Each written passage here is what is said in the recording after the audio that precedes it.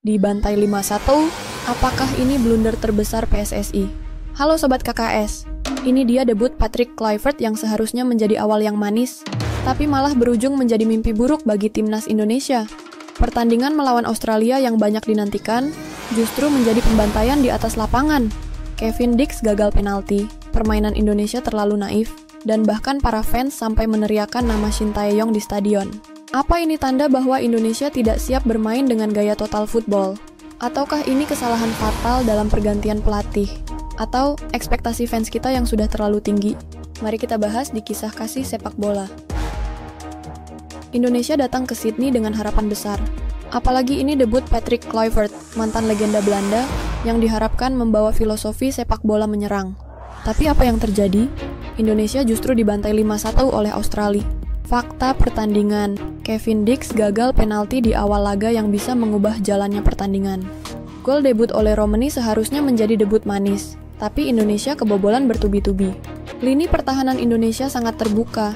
Australia dengan mudahnya menghancurkan pertahanan kita lewat serangan balik.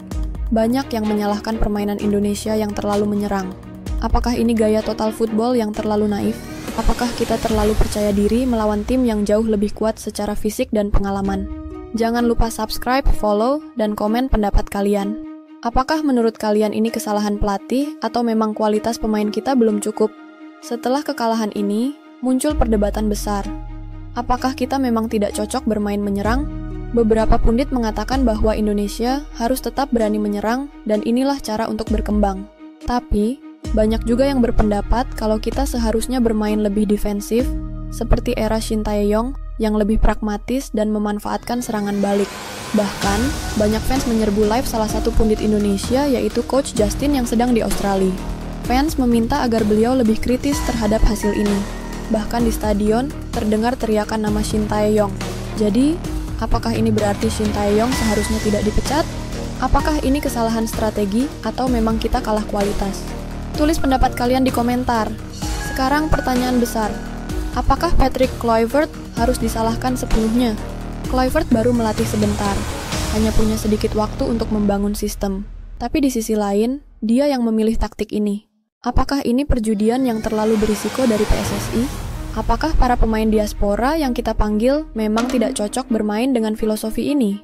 Bahkan, beberapa publik figur seperti Dr. Tirta sampai marah-marah dan menyalahkan PSSI karena mengganti pelatih.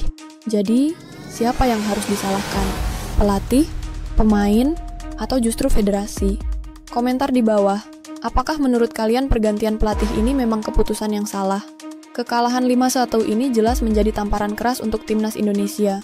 Tapi apakah ini hanya awal dari proses yang lebih besar? Atau ini tanda kehancuran? Apakah Patrick Kluivert masih layak diberikan waktu lebih lama?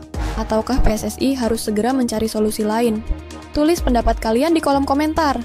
Jangan lupa subscribe dan aktifkan loncengnya. Sampai jumpa di video kisah kasih sepak bola berikutnya.